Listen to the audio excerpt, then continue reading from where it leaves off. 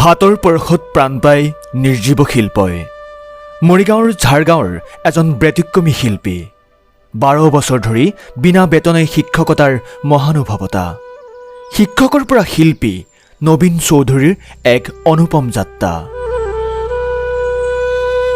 মৰিগাঁৱৰ ঝাৰগাঁৱতেই বাস কৰে শিল্পী নবীন চৌধুৰীয়ে যাৰ আঙুলিৰ একোটা ভ্ৰাজত প্ৰাণ পাই উঠে দেৱ-দেৱীৰ মূৰ্তিৰ পৰা আৰম্ভ কৰি আন অপূৰ্ব ভাস্কৰ্যলৈকে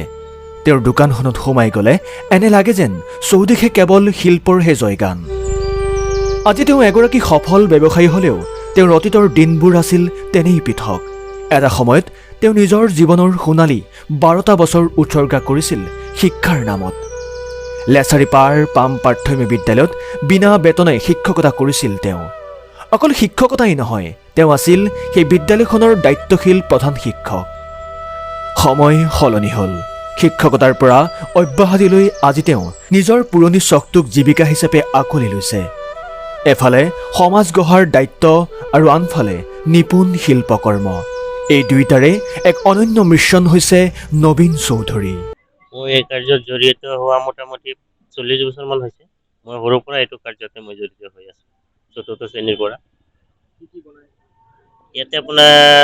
প্ৰায় চবেই হয় মই মূৰ্তি প্ৰতিমাবিলাকো বনাই থাকোঁ গোহানিবিলাকে বনাই থাকোঁ তাৰপিছত আপোনাৰ মানুহৰ প্ৰতিমূৰ্তি হয় যিকোনো মানে আপোনাৰ প্ৰতিমূৰ্তিবিলাক হৈ যায় আৰু ৰিয়েলিষ্টিকৰ কামবিলাক হয় ইয়াতে এইটো আপোনাৰ এটা হ'ল আপোনাৰ মাটি দি বনোৱা হয় আমি যিটো প্ৰতিমাবিলাক বনাওঁ এইটো মাটি দি বনোৱা হয় আৰু যিটো আমি ফাইবাৰ কাষ্টিং কৰি প্ৰতিমূৰ্তিবিলাক বনাওঁ এইবিলাক আমি ফাইবাৰ গ্লাছৰে আমি বনাওঁ মই সাধাৰণতে মানে আগতে মই মূৰ্তিৰ কামেই কৰিছিলোঁ তাৰপিছতে আপোনাৰ এই শিৱনাথ বাৰৈ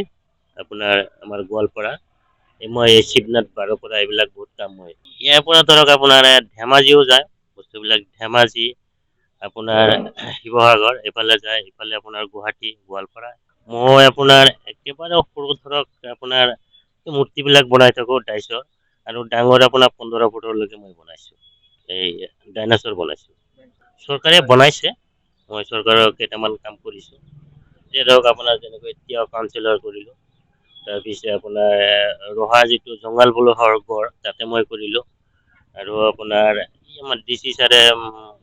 চৰকাৰীভাৱে মোৰ পৰা কাম লৈছে মই মৰিগাঁও SPP অফিচৰ গেটখনো কৰিছোঁ তাৰপিছত আপোনাৰ সাহিত্য সভাৰ গেটখনো কৰিছোঁ মৰিগাঁৱৰ পৰা পুলকনাথ টাইমছ গুৱাহাটী।